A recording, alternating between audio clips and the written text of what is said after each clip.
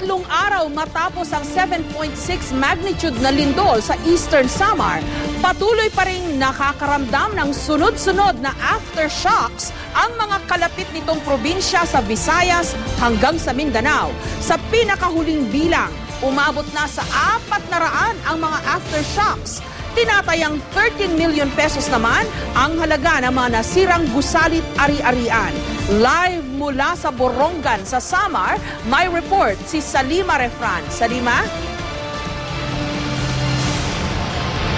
Jessica, ang maibalik ang kanilang mga buhay matapos nga ang lindol. Ito ang hangad ng mga residenteng lubos na naapektuhan dito sa Eastern Samar at maging sa mga iba pang probinsya. Kaya naman, Jessica, habang tumatagal, mas nakikita pa ang pinsala ng pagyanig.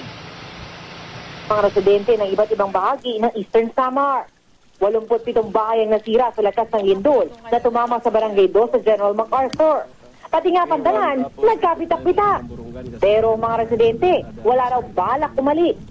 Kanya-kanya pa nga silang pagsasalba ng mga mapakikinabangan pang gamit. Aayusin, sisirain muna tapos aayusin na naman. Dahil wala kami talagang tutulugan pag hindi namin ayusin. Kung mayroon makakapagbigay ba, kailangan namin ng materials dito. Para maka-rebuild ang mga tao dito. Sana rin ang mga bahay malapit sa baybayin ng bayan ng Giwat. Nagpuntaan sa bundok kasi takot sa lindol.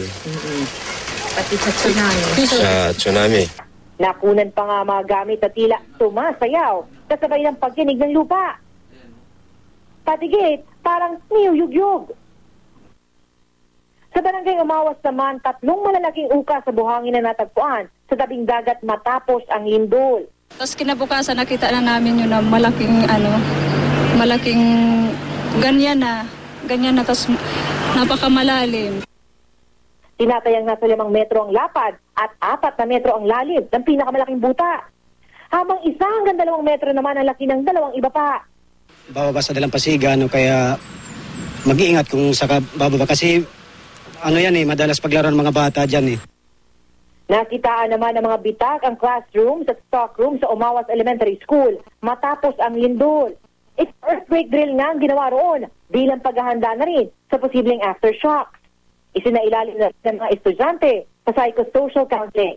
Kaya yung earthquake, hindi alam namin kung kailan yung darating. Kaya kailangan na palaging handa yung mga bata.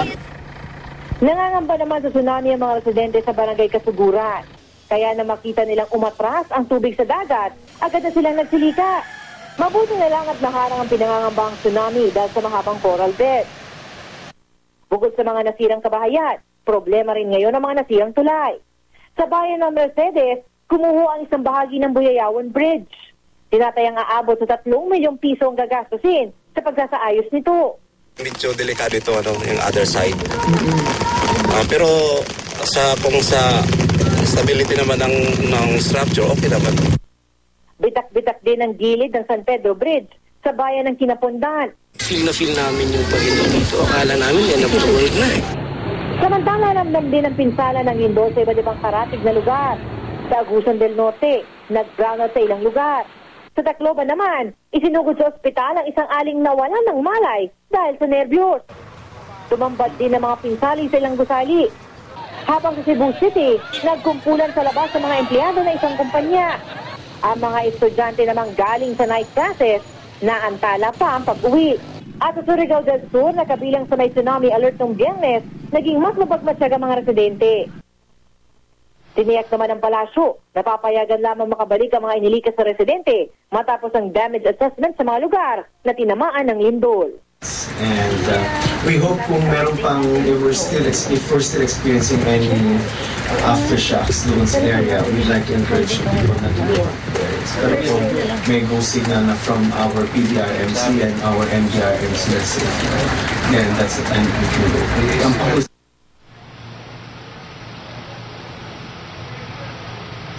Jessica, kanina gang hapon ay bumuhos ang malakas sa ulan dito sa Borongan. Kaya naman ang Region 8 RDRMC nagbabala na sa mga residente na mas maging mapagmatsyag. Kapag nagpatuloy-tuloy kasi itong ulan na ito, maaring mag-cause yan ng landslides, lalo na yung mga lugar na yung lupa ay naging maluwag na dahil nga sa naging mga pagyanig. Jessica?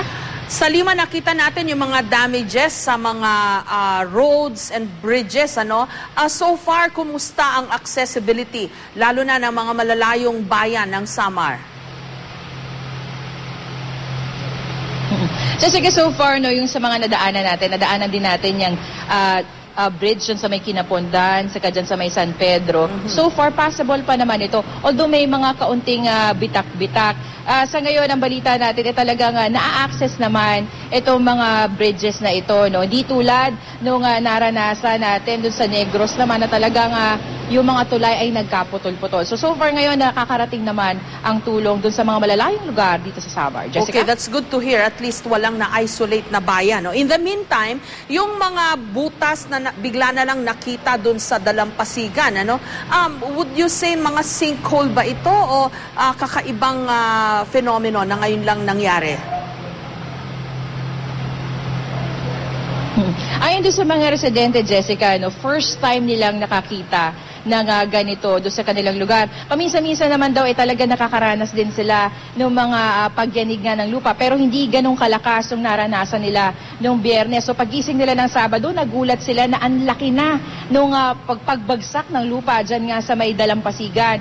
Pero I'm not an expert naman, Jessica, doon sa may mga ganyang bagay, no? Pero ang sabi ng mga taga-RDR-RMC, better daw na hingin daw muna yung opinion ng mga PVOX kung ano talaga ito. Pero ang nakita natin, Jessica, malalim na yung lupa, malaki yung butas, saka may tubig na sa ilalim. Jessica? Okay. Yung aftershocks, 400 na raw ang naitatala since Friday, no? Diyan ba sa kinaroroonan nyo, nakakaramdam pa ba ng aftershock? At kung may mga nangyaring ang ganyan, alam ba ng mga tao ang kanilang gagawin sa Lima? Dito, Jessica, sa may Boronga, mababa yung rehistro ng mga aftershocks na yan. Pero dun sa mga area, sa may Giwan at iba pang parte na malapit dun sa epicenter nga nitong lindol ay medyo may kalakasan, mga about intensity 4 daw yung kanilang nararanasan na mga aftershocks. Pero maiigsi lang naman daw ito at kahit papaano after nga nung nangyaring lindol noong Biyernes, mabilis na daw sila nakakakilos, kahit papaano alam daw nila ang gagawin. Yun nga lang, talagang kabadong-kabado sila every time na yayanig itong lupa. Jessica? Okay, maraming salamat. Ingat kayo dyan sa Borongan, Samar, sa Lima Refran.